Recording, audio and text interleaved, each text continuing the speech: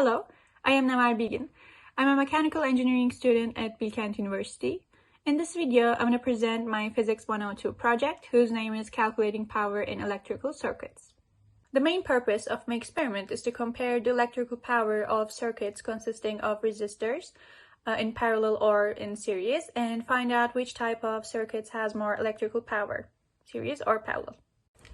To conduct this experiment, I used a multimeter, a power supply, resistors, calculator, and cables.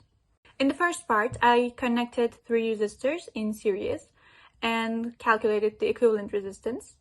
Then I gave 10 and then 20 volts to the circuit and calculated the theoretical current and theoretical power.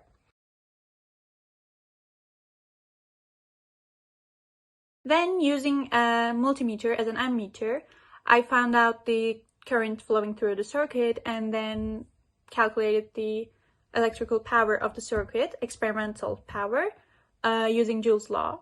In the second part, I connected these resistors in parallel and again find the equivalent resistance.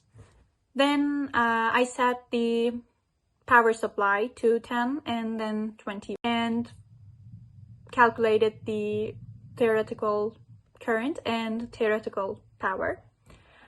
Then I used the multimeter as an ammeter again and find the current flowing through and the power of the circuit.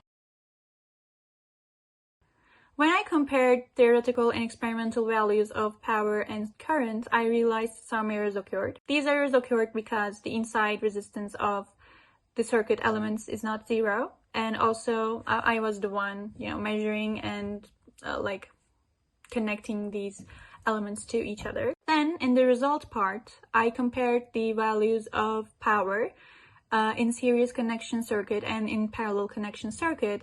I realized that the circuit in parallel connection with 3 resistors has more power than the one in series connection.